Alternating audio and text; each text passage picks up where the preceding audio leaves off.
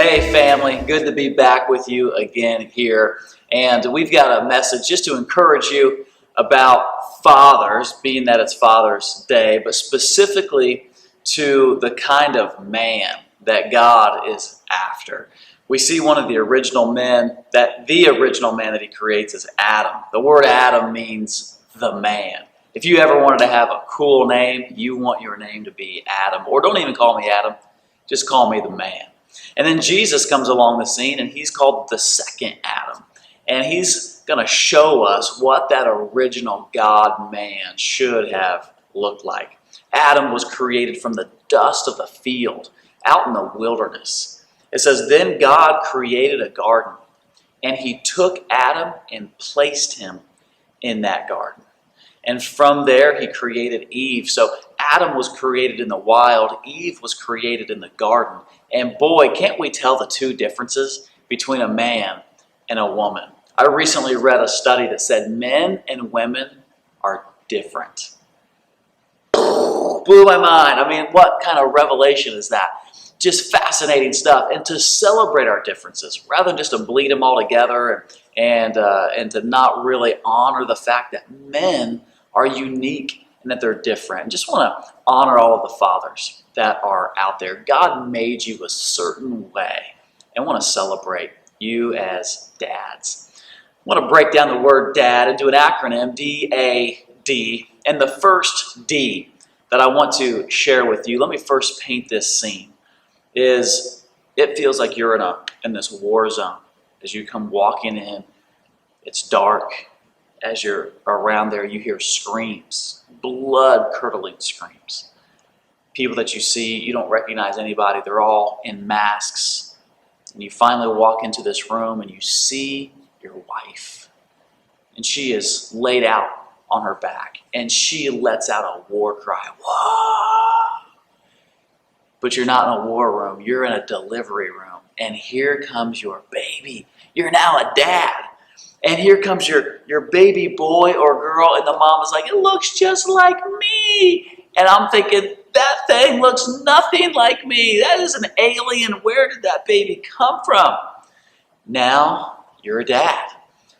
And the first D that awoke something in me to remind me that I'm now a dad is diapers. Diapers become part of the responsibility, and to go a little bit deeper is, as a dad, it's taking care of the mess many times. It's taking care of those that cannot take care of themselves. It's providing for those that cannot provide for themselves. It's walking through some painful seasons with our kids and making sure that we are cleaning them up. We're washing them with the Word. We're raising them up and setting them up for success. It's working through when they're not awesome. It's working through their sin things and walking with them gently and tenderly till one day they are going to shine. Another D that I see is just the dirt. Adam comes from the dirt.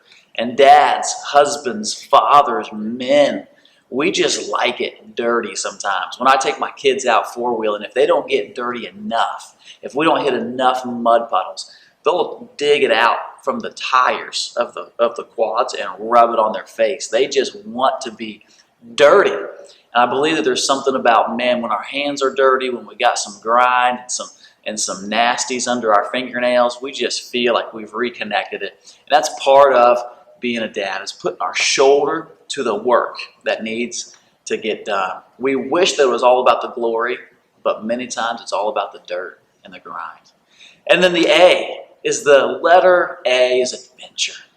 Adventure. We want dads to lead our families on an epic story. I love how Jesus leads, and he's kind of showing us how to do this thing a little bit differently, but he's a man that's fully alive. And so he tells his disciples, hey guys, why don't you go out and get on the boat, set out a little ways. I'll be there in a little bit.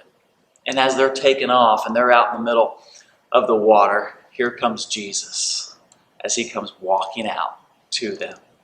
Just, that's the way he leads. He wants to take them on an adventure. Guys, check this out. And Simon Peter's like, I want to do that. Come on. And he starts inviting us out into the adventure with him. Not too long ago, I had all my kids on top of the roof of our garage, and they're going to jump off the roof onto the trampoline. And I'm actually encouraging this. Don't freak out. I was there, or maybe freak out because I was there. But I'm encouraging them, come on, jump off, and you're going to land on your butt. It's going to be awesome. We're going to bounce. It's going to be great. I'm encouraging Judah. I'm doing the countdown. 5, 4, 3, 2, 1. Come on. You got what it takes. I'm just speaking over him, just courage and confidence. And he's just locked up. He won't go. I said, hey, man, I gotta get going. There's some other things I got to do. And he's just sitting there on the edge, just lonely by himself. He wants to go. He wants to do it. And finally he says to me, he says, Dad, can you come back? He's like, I had more courage when you were talking to me. And man, like a revelation just hit me. We have more courage when we can hear the Father's voice. When the Father is speaking to us, telling us we have what it takes, inviting us out into the water, inviting us to make the leap and to jump off. There is a story waiting if we'll just respond to the invitation. I just can't help but believe that Jesus, the second Adam, is inviting us to a better story. In the same way that Adam, the first one, he just duked it. He missed it. Jesus nailed it. He's a guy who can be full, fun, alive, to where kids are running up to him. He's hugging kids. And then he shows up at the temple with whips, driving out, and he's flipping over tables. And then he sits with the outcasts at the well. And then he's weeping at his best friend's funeral. And then he's confusing and confounding all the scholars because of the deep theology that this guy has and the revelation. Yet he honors his parents, just sinful men and women, and yet he holds them in high honor. And then he pulls out miracles and feeds 5,000 people with a couple fish sandwiches. I mean, this guy just doing it all. He's like, this is what it could have looked like. It's an epic story. It's an amazing adventure. And I'm inviting you to come to another level. I'll tell you, one of the phrases we have with our kids is safe, but dangerous. And I can't help but believe that Jesus is saying, hey, the safest place for you to be is in the center of my plan. But it might feel a little dangerous, a little edgy. There's adventure. That dads, we need to lead our families on an adventure. Another A is accountable. Whenever Adam and Eve are getting into their sin, it's Eve that takes the bite of the fruit. It's Eve that buys into the lie from the serpent. And God shows up into the garden and says, Adam, where are you? He's coming for Adam. He's coming for the man. And men, whatever goes on in our homes, we're responsible. Whether it's our wife, our children, our families, it's our responsibility.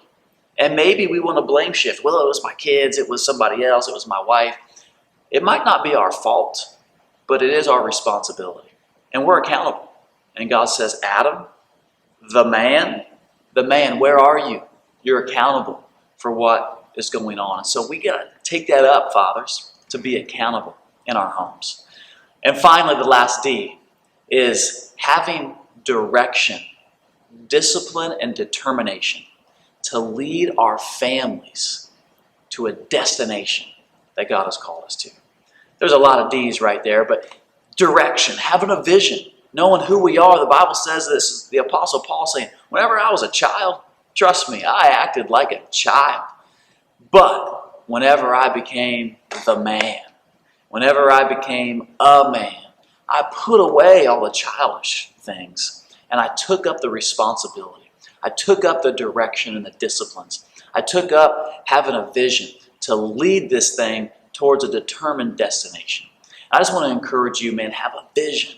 Ephesians 5 is calling out husbands and dads that we would lay our lives down the way that Christ laid his life down for the church. Come on, this is really our time to shine, men, and want to encourage you to go for the goal. And if we're going to go all in, we need to go all out for our families. So, hey, I just want to say happy Father's Day. Men, you've got what it takes to become the man like the Adam, like the second Adam, Jesus. We love all of our fathers that are out there. Happy Father's Day to you. Keep going for the goal.